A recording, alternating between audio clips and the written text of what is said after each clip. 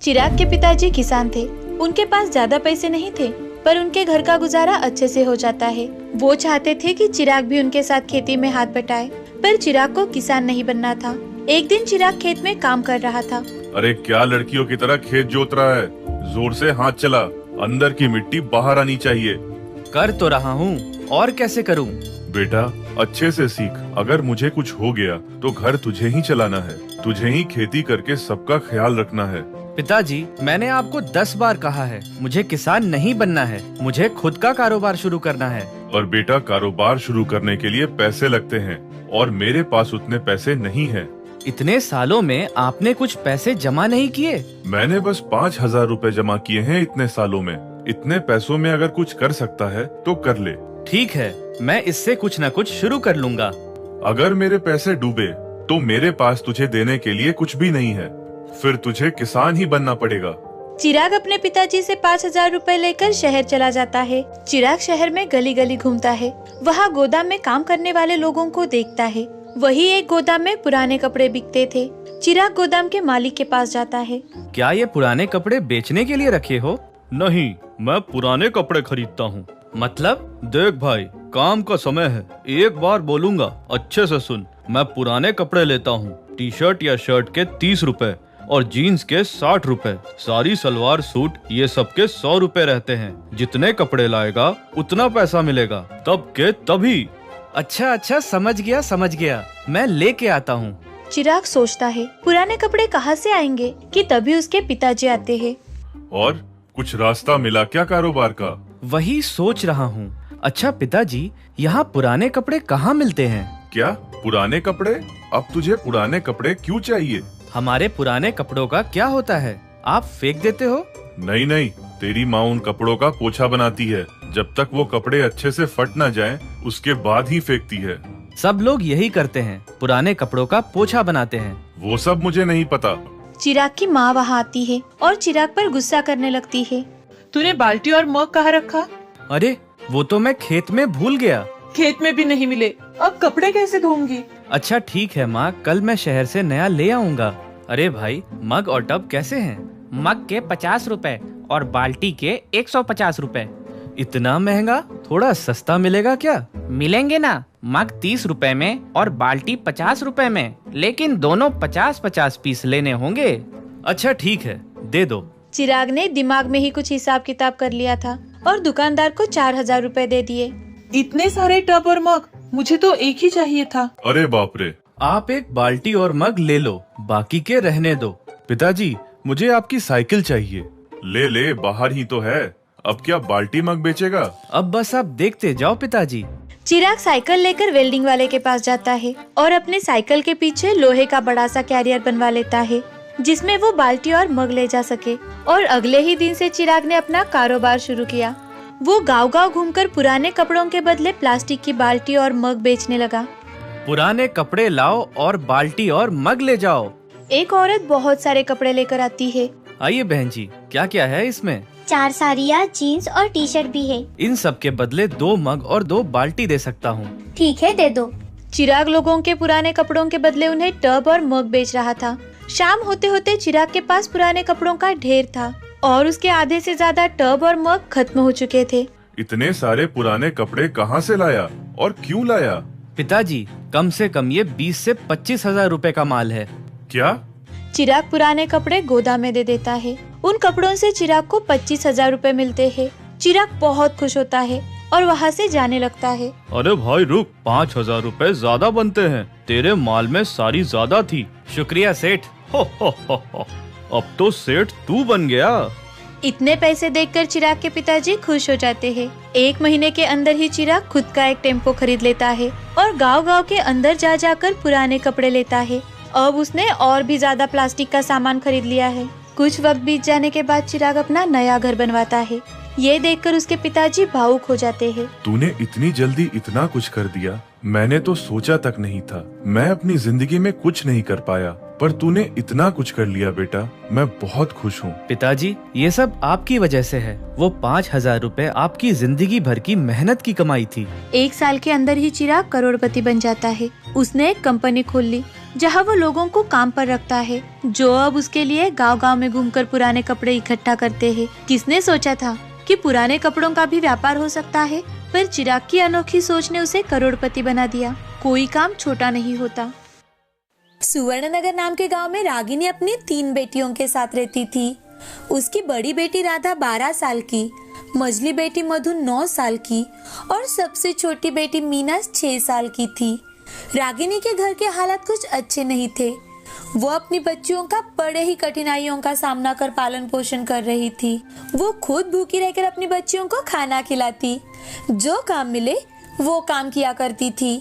एक दिन सुबह खाना बनाकर रागिनी काम पर जाने निकलती है, तो वो अपनी बड़ी बेटी राधा से, राधा बेटा, अपनी दोनों बहनों का ख्याल रखना और खाना बना कर रखा है तो खाना खा लेना बेटा, और दरवाजा अच्छे से बंद कर लेना अंदर से।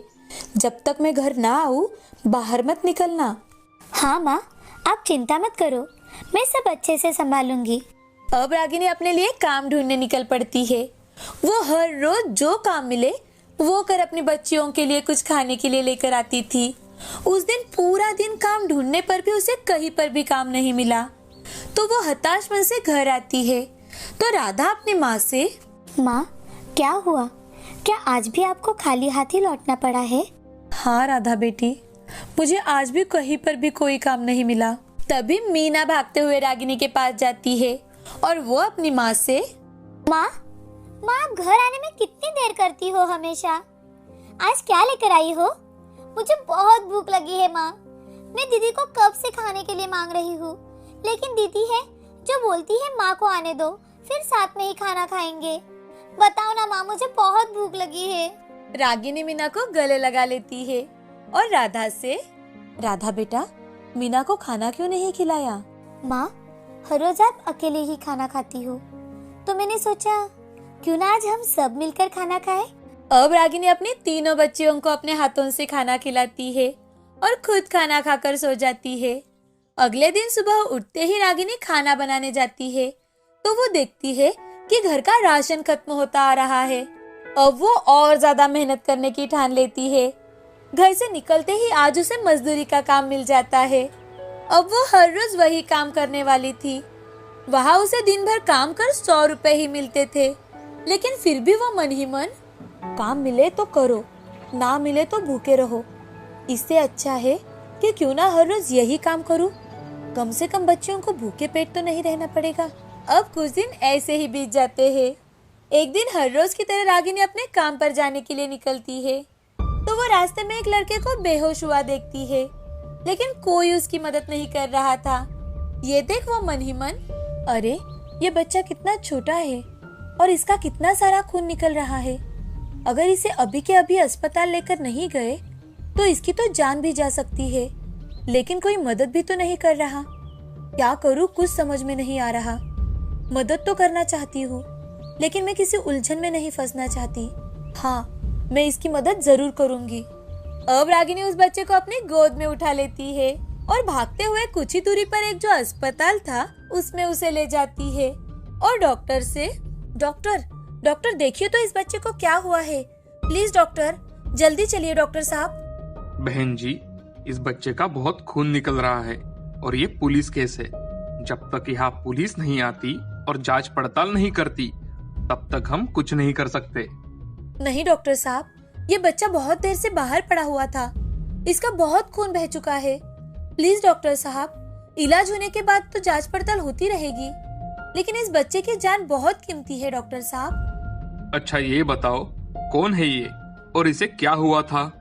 डॉक्टर साहब, मैं नहीं जानती कि ये कौन है और इसके साथ क्या हुआ है, लेकिन ये मुझे रास्ते में पड़ा दिखाई दिया तो मैं इसे लेकर यहाँ चली आई। डॉक्टर साहब, इसका जल्द से जल्द इलाज करवा दीजिए।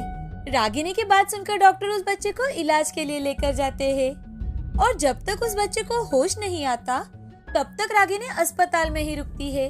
वो आज काम पर भी नहीं जा पाई थी, तो आज उसे मजदूरी भी नहीं मिलने वाली थी। दूसरी ओर मधु और मीना अपनी माँ की राह देखते देखते सो जाती है।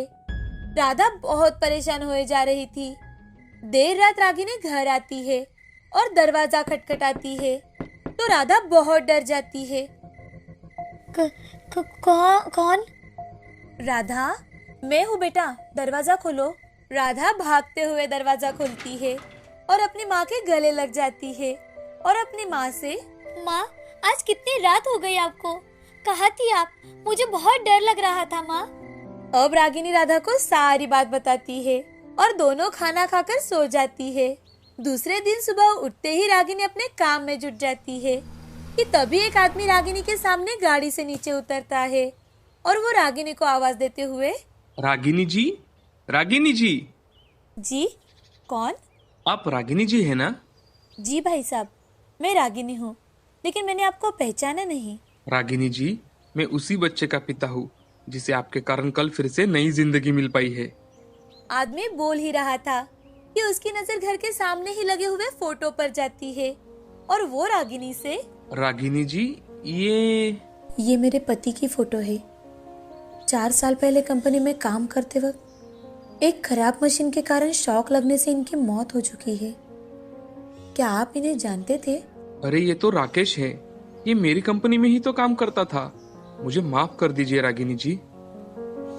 तभी रागिनी की छोटी बेटी मीना अपने फटे पुराने कपड़ों में वहां आ जाती है और वो अपनी माँ से, माँ, दिवाली आने वाली है तो मुझे ढेर सारे कपड़े और खिलौने चाहिए माँ। और हाँ माँ, सबसे पहले मुझे आप ये बताओ कि खाने के लिए रोटी कब बनाओगी?